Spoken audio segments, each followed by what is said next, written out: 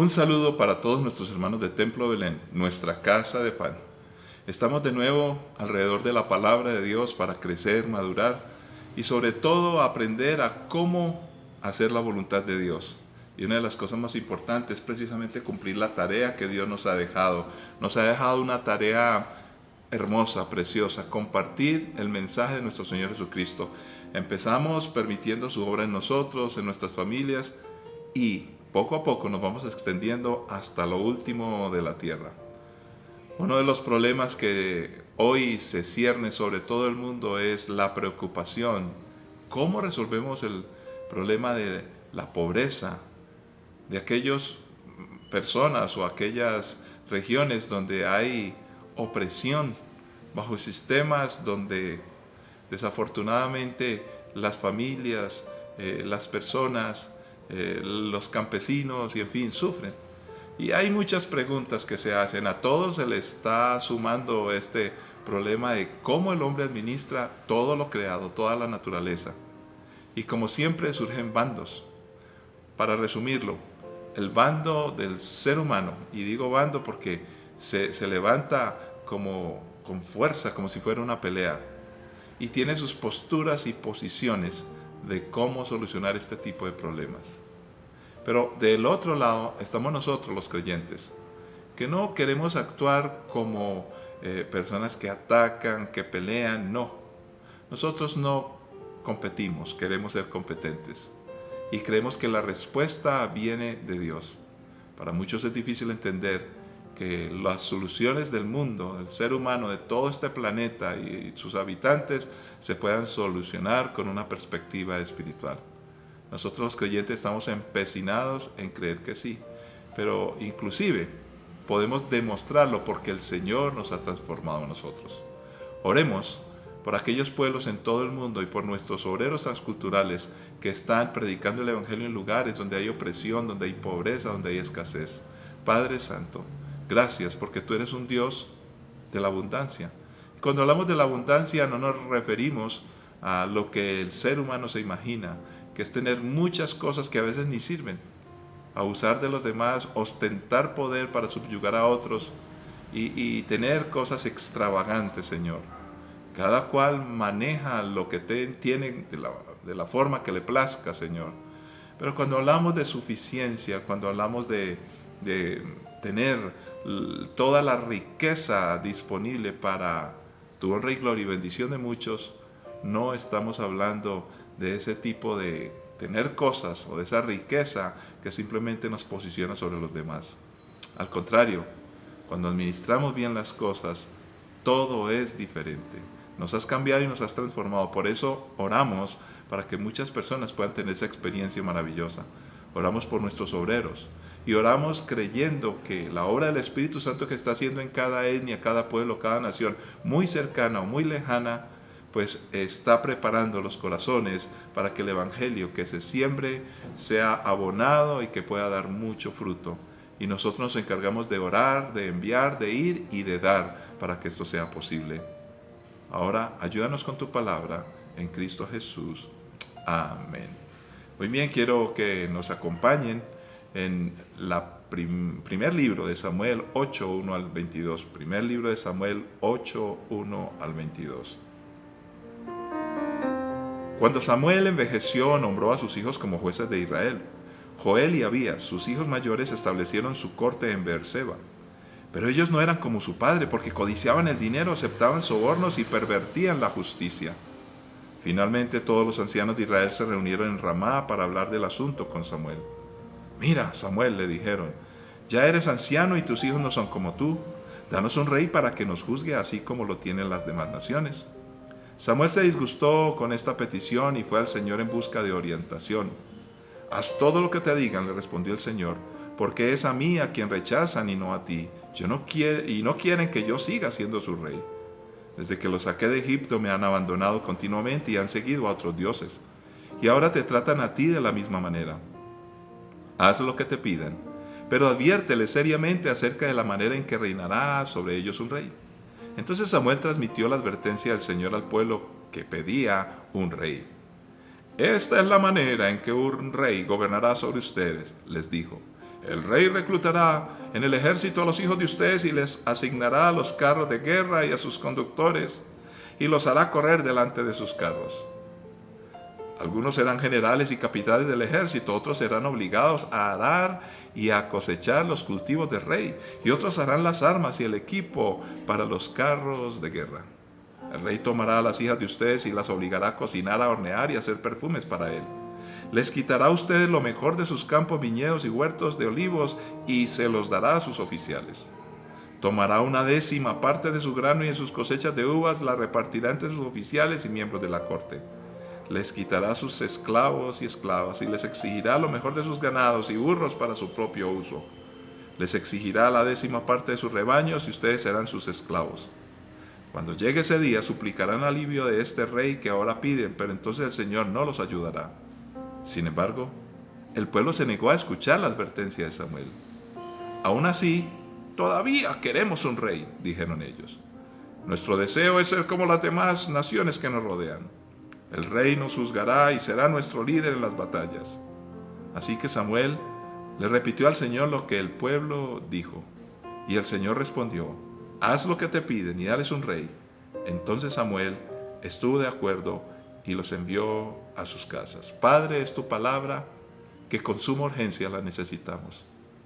Háblanos, acláranos y ayúdanos a tomar la mejor decisión para entender cómo esa historia se aplica a nuestras vidas hoy.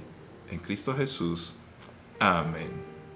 ¿Cómo solucionar los problemas de los cuales hemos hablado al comienzo en este día? Esos problemas de pobreza y escasez en tantos pueblos y naciones.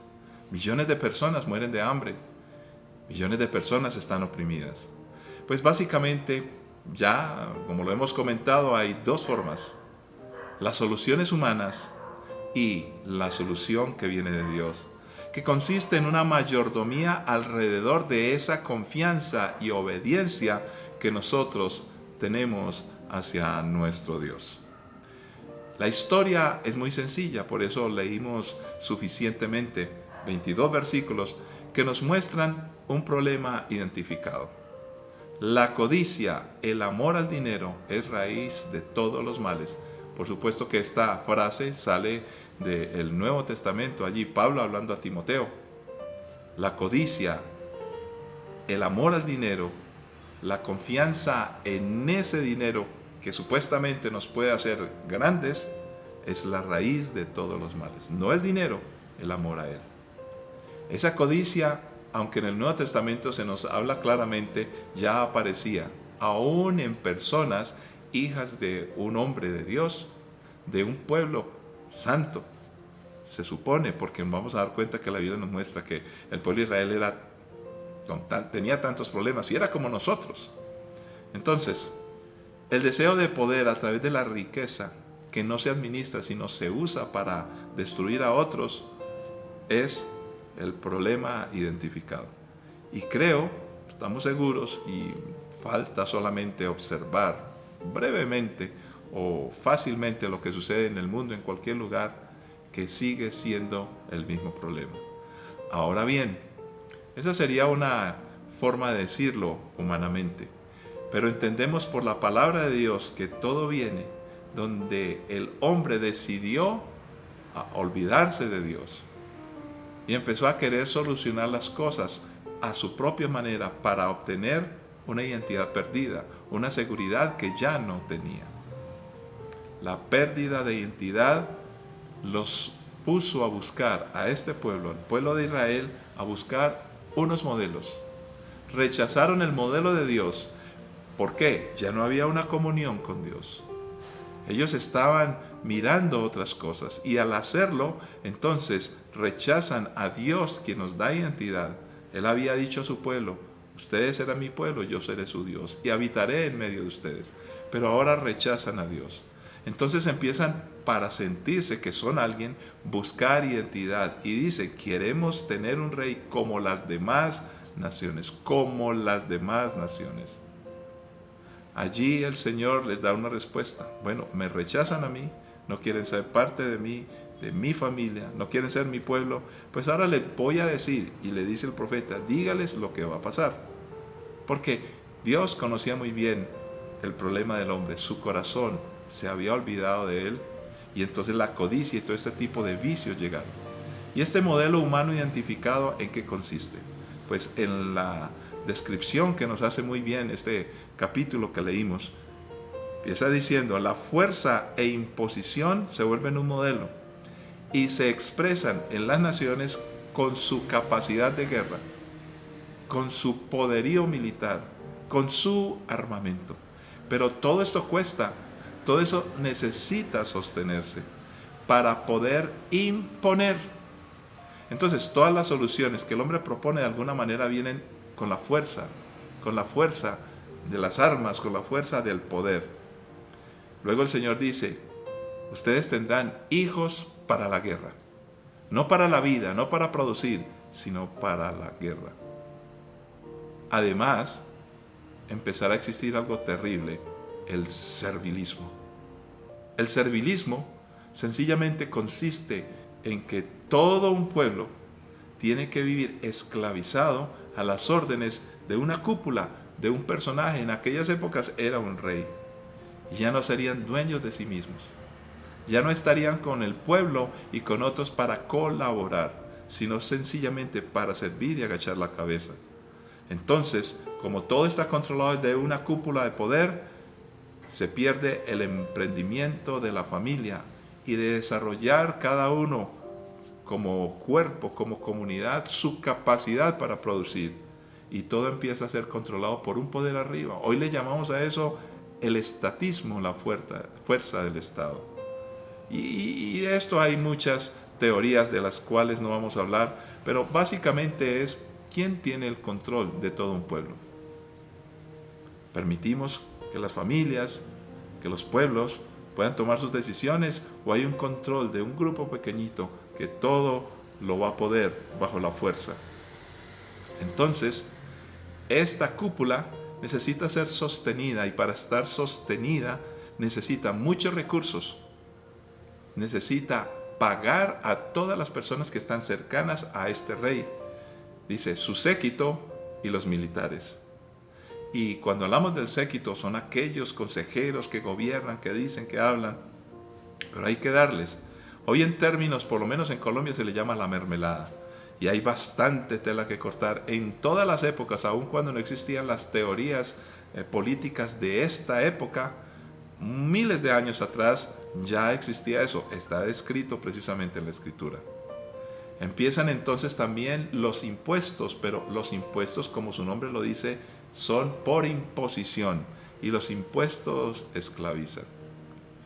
Si tú tienes una casa, si tú tienes un apartamento, es tuyo, pero cuando tienes que pagar los impuestos, pues pareciera que estuvieras pagando un arriendo. En algunos casos es lo mismo que un arriendo mensual. Pero si es mía y yo compré una casa para no pagar arriendo. Ahora bien, no estamos diciendo que no debe haber una contribución. Estamos hablando de lo que pasó en esa época.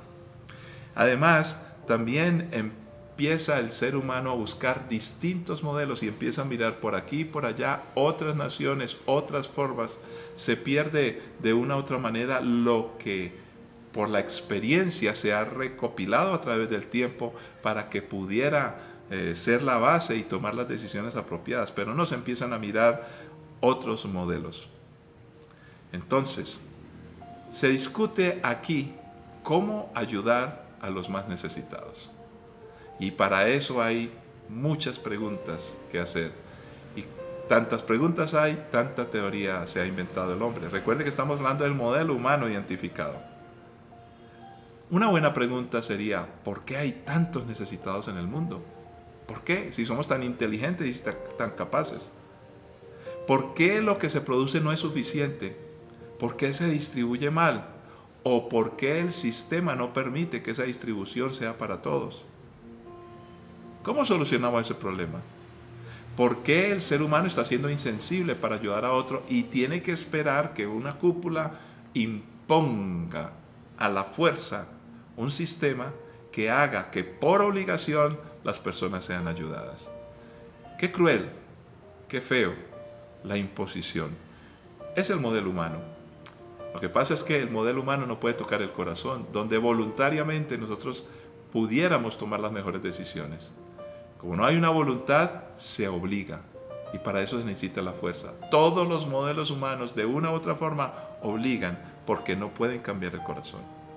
Pero aparece entonces el modelo de Dios identificado. ¿En qué consiste? El modelo de Dios en el Antiguo Testamento atestigua todo un sistema, y no de beneficencia o paternalismo, sino una dinámica de trabajo conjunto, donde hay oportunidad para todos que puedan superarse con sus familias, para que puedan producir. Y se tiene en cuenta, no vamos a explicar eso hoy, pero en la Biblia hay bastantes detalles, cómo ayudar para que los pobres no sean pobres, para que los extranjeros no sean rechazados y puedan estar en convivencia con los demás y ser productivos, cómo ayudar a las viudas y a los huérfanos. Los detalles están escritos en la palabra del Señor. Pero es un modelo distinto al que el hombre propone, precisamente el que el pueblo de Dios rechazó. El Nuevo Testamento desarrolla este modelo, mostrándonos ya el corazón de Dios. Digo este modelo porque ya el modelo de Dios estaba presente en el Antiguo Testamento, solo que el Nuevo Testamento, por la revelación del Evangelio a través de Jesucristo, empieza a revelarnos que todo viene del carácter de Dios. Y este modelo es bastante práctico. Sencillamente leamos la Escritura y vamos a encontrarlo. Hechos 2, 43, 47. Un profundo temor reverente vino sobre todos ellos, y los apóstoles realizaban muchas señales milagrosas y maravillas. Todos los creyentes se reunían en un mismo lugar y compartían todo lo que tenían. Vendían sus propiedades y posesiones y compartían el dinero con aquellos en necesidad. Adoraban juntos en el templo cada día, se reunían en casas para la cena del Señor y compartían sus comidas con gran gozo y generosidad. Todo el tiempo alabando a Dios y disfrutando de la buena voluntad de toda la gente. Y cada día el Señor agregaba a esa comunidad cristiana los que iban siendo salvos. Aquí nos habla la palabra del Señor, que compartían, tenían una gran generosidad, notaban la necesidad, eran conscientes de la necesidad de los demás, y dicen que tenían una buena voluntad de toda la gente. ¿Cómo se lograba esto? ¿Por qué hacían esto? ¿De dónde nace una cultura que tenía la iglesia primera, o le llamamos la iglesia primitiva? Pues más adelante en el mismo libro, Hechos 4, que pareciera repetirnos las mismas palabras, nos da unos pocos detalles que vale la pena notar. Todos los creyentes estaban unidos de corazón y en espíritu. Consideraban que sus posesiones no eran propias, así que compartían todo lo que tenían. Los apóstoles daban testimonio con poder de la resurrección del Señor Jesús, y la gran bendición de Dios estaba sobre todos ellos. No había necesitados entre ellos, porque los que tenían terrenos o casas las vendían y llevaban el dinero a los apóstoles para que ellos lo dieran a los que pasaban necesidad.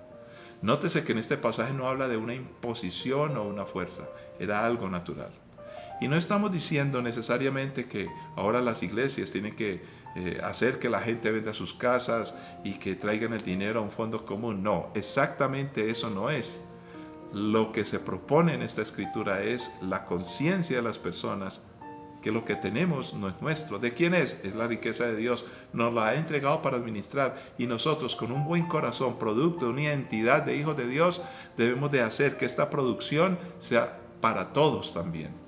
¿Cómo le facilitamos a cada uno? Pero la Biblia dice, el que no trabaja, que no coma.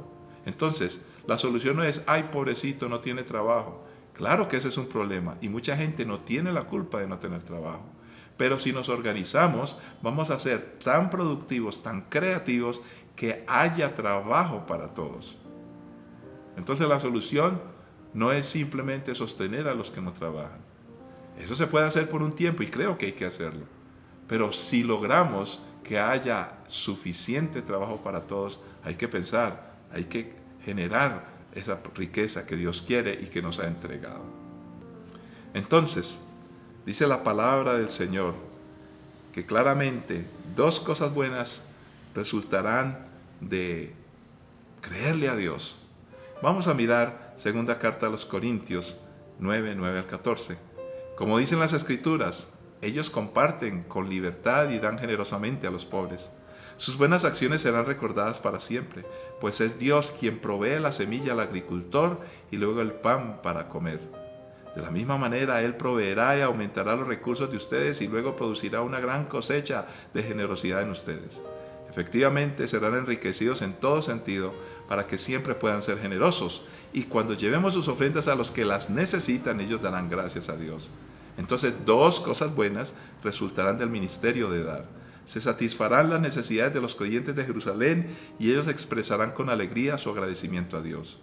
Como resultado del ministerio de ustedes, ellos darán la gloria a Dios, pues la generosidad de ustedes, tanto hacia ellos como a todos los creyentes, demostrará que son obedientes a la buena noticia de Cristo.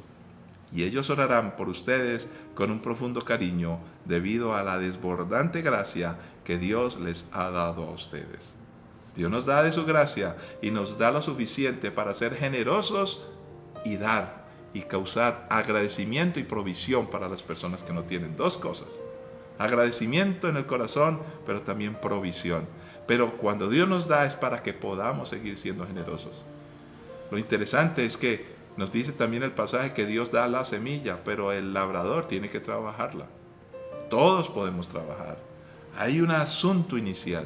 ¿Cómo logramos que haya semilla para todos? Pero todos trabajaremos. La propuesta de Dios es sencilla: la generosidad. Y quiero concluir de esta atmósfera espiritual linda y bonita que aparece en el Antiguo Testamento de manera como medio oculta para nosotros, pero ya en el Nuevo se revela. Es el deseo de Dios desde siempre, es la atmósfera espiritual, la identidad de los creyentes. La iglesia, aún en esa época, en medio de la persecución de un pueblo opresor y unos religiosos que los atacaban, podía tener como recurso la generosidad para vivir con gozo y con lo suficiente. En otras palabras, la economía de Dios alcanza. Y quiero concluir como una especie de oración y también lectura.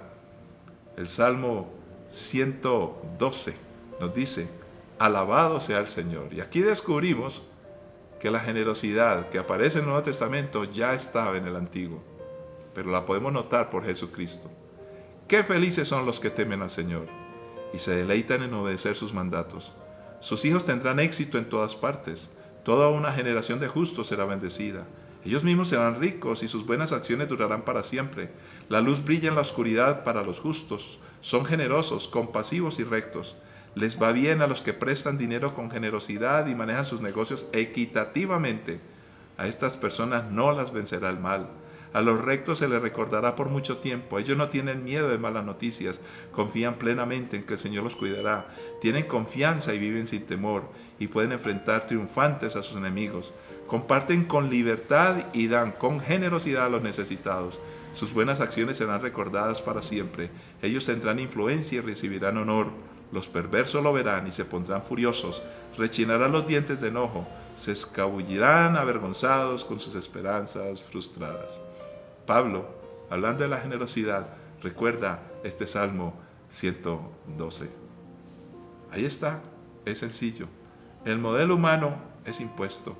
El modelo de Dios es voluntario y nos produce generosidad abundante. El modelo de Dios es el modelo que debemos optar todos nosotros, aunque vivamos en unos sistemas humanos que debemos de cumplir las normas, las reglas. Pero toquemos el corazón con el Evangelio y veremos una generación diferente. Padre, gracias, gracias. Ayúdanos, Señor, para ser mejores, oh Dios, porque mucho lo necesitamos. Glorifícate en el nombre de Cristo Jesús para que seamos generosos y para que podamos caminar de la mejor manera posible. Amén. Y por eso tenemos con nosotros un seminario y una persona muy apreciada, nuestra hermana Nidia, que va a estar compartiendo ese tema.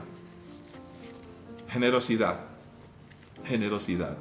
Esperamos que nos acompañen, comuníquese con nosotros y podremos aprender para inculcar a los hijos, para entender que esto es una cultura del reino de Dios. Bendiciones para todos y nos encontraremos en una nueva ocasión.